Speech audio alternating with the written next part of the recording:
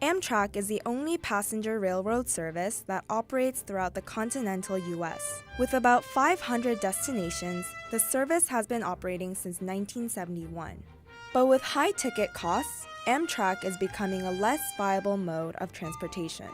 In fact, it's often more expensive to take an Amtrak train from New York City to Boston than to fly. Why does the U.S., a country that created billionaire railroad tycoons, have such an expensive and inefficient train system?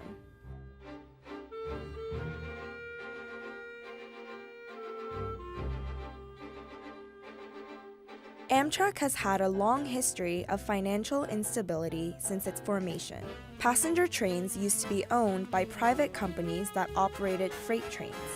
At the start of the 20th century, nearly 42 million passengers traveled by rail as their primary mode of transportation.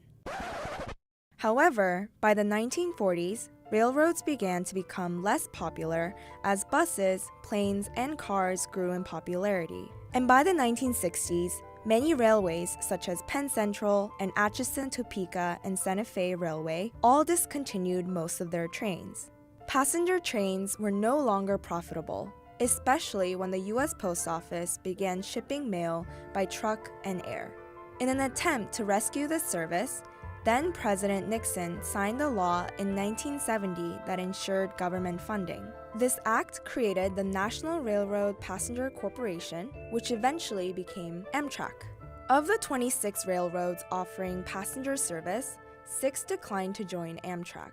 Although the railroad service continued, its problems with ridership and financial instability remained.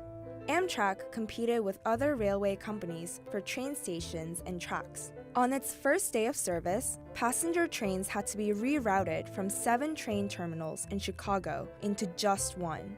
Amtrak also had to pay and maintain multiple train stations in one city due to the lack of track connections. Throughout the early 2000s, the U.S. government attempted to make Amtrak financially self-sufficient by trying to increase ridership and implement the Excel Express, which runs at a maximum speed of 150 miles per hour. But their plans failed as Amtrak still had a large sum of debt from years of underfunding. To this day, trains still have a low profit margin and rely heavily on subsidies to operate. According to the company's 2017 fiscal year report, Amtrak had a total revenue of $3.3 billion.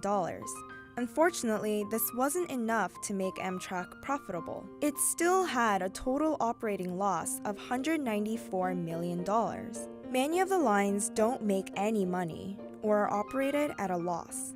To accommodate the money-losing routes, Amtrak uses profits from its popular lines, such as the Northeast Corridor. Since this is one of the most popular routes, Amtrak can charge higher prices and send those profits to other less profitable lines. Additionally, the USA is a very big country. It's the 4th largest country with about 3.8 million square miles of land. In comparison to Japan, which is smaller than the state of California, the U.S. requires a lot more rail to cover its land. Amtrak trains run on 21,400 miles of track and only owns about 630 miles of it. For example, between New Rochelle and New Haven on the Boston-New York route, the tracks are owned and operated by Metro-North Railroad. This means Amtrak needs to pay Metro-North Railroad to run their trains over these tracks, which adds extra costs to passengers' tickets.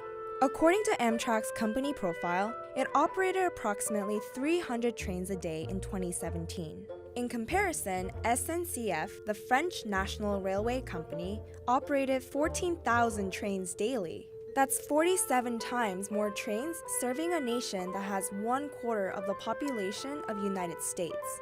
France is also even smaller than the size of Texas. While Amtrak has lost money every year since 1970, it does intend to return a profit someday. Despite losing $194 million in 2017, that was still 15% less than 2016, and the company has been reducing its losses every year since 2012.